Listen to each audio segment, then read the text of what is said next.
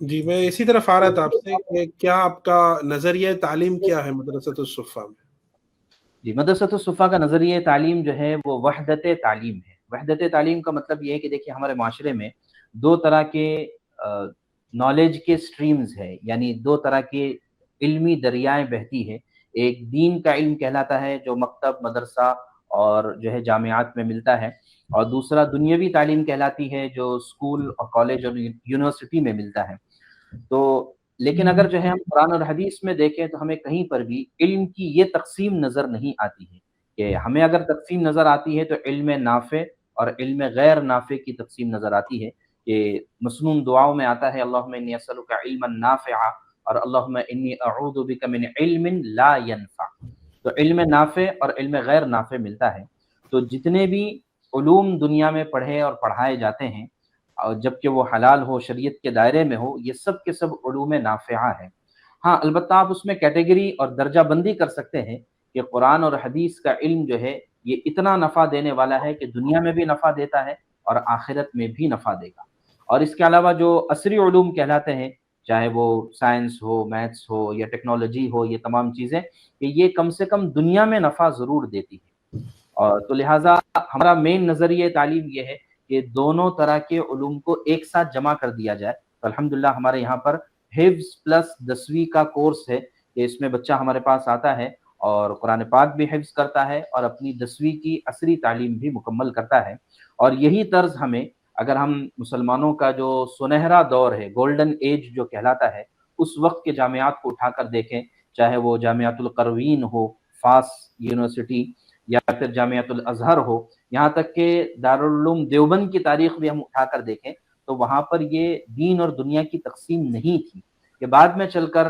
جو ہے انگریزوں کے بر صغیر پر قبضہ کرنے کے بعد، اور اس کی ایک تاریخی پس منظر ہے، اس کے بعد سے یہ تقسیم وجود میں آ گئی، اور ملا اور مسٹر کی یہ تقسیم انگریزوں کے گویا کہ نحوست سے اس بر صغیر میں آئی ہے۔ تو ہماری ایک چھوٹی سی کوشش یہ ہے کہ ان دونوں علوم کے چشموں کو ایک ساتھ جوڑ دینا، اور کسی حد تک الحمدللہ ہم کامیابی کے سے ہم کنار ہو رہے ہیں۔ بہت ہی بہترین ایک نظریہ تعلیم ہے آپ کا، جو کہ وحدت کی آپ نے بات کی، اور ظاہر سی بات ہے کہ جن علوم کو عام طور پہ ہم دنیاوی قرار دیتے ہیں، اگر وہ بھی لوگوں کی خدمت کے جذبے سے اور دینی کاموں میں اپنا تعاون پیش کرنے کی نیت سے کیا جائے، تو ظاہر سی بات ہے نیت کی بنیاد پر تو وہ خود بھی دین شمار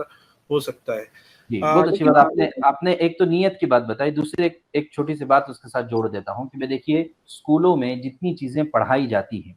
تو وہ دو طرح کی چیزیں ہیں، یا تو وہ لینگویجز ہیں، یعنی انگلش ہے، مراٹھی ہے، ہندی ہے، یہ لینگویجز زبانیں ہیں، یا تو پھر وہ سبجیکٹس ہیں یا مضامین ہیں، یعنی سائنس ہے، میتھس ہے، اور سوشل سائنس ہے، ہسٹری، جغرافی، یہ مضامین ہیں۔ اگر آپ زبانوں کو دیکھیں تو زبانوں کے اندر دیکھیے ہمیں کسی زبان سے کوئی دشمنی نہیں۔ اللہ کے نبی صلی اللہ علیہ وسلم نے حضرت زید بن ثابت رضی اللہ تعالیٰ عنہ سے کہا تھا کہ وہ یہودیوں کی زبان سیکھے، اور انہوں نے 17 دن میں اس کو سیکھ لیا تھا۔ اور تو لہٰذا زبانوں سے ہمیں کوئی بیر نہیں، اور بعض تفسیری روایات کے مطابق وَعَلَّمَ آدَمَ الْأَسْمَاءَ كُلَّهَا، تو الاسماء کی ایک تفسیر ہے اللغات، کہ اللہ تعالیٰ نے تمام زبانیں حضرت آدم علیہ السلام کو سکھا دی تھی۔ تو لہٰذا زبانوں سے ہمیں کوئی بیر نہیں ہے۔ مضامین پر اگر ہم آتے ہیں تو میتھس اگر حساب کتاب کو لیتے ہیں تو حساب کتاب تو ہمارے جو ہے شریعت کا ایک اعتبار سے حصہ ہے، چاہے وہ میراث میں ہو، وراثت کی تقسیم ہو، یا اور دیگر چیزیں۔ مثال کے طور پر ہمیں اگر نماز کا ٹائم ٹیبل بنانا ہے، یا زکوٰۃ، آپ نے بتایا زکوٰۃ نکالنا ہے، یا نماز کا ٹائم ٹیبل بنانا ہے، یہاں تک کہ قبلے کا رخ معلوم کرنا ہے، تو اس کے لیے بھی ٹریگنومیٹری کی اور حساب کی ضرورت پڑتی ہے۔ اور سوشل سائنس ایک باعزت اور جو ہے ذمہ دار شہری بننے کے لیے سوشل سائنس کی ضرورت ہے۔ ہسٹری، جغرافی، یہ اضافی چیزیں ہیں، تو کہیں پر بھی یہ چیزیں شریعت کی نگاہ میں ناجائز اور حرام نہیں ہیں۔ ہاں طریقہ تعلیم کیا ہونا چاہیے اس پر ہم ڈسکس کر سکتے ہیں۔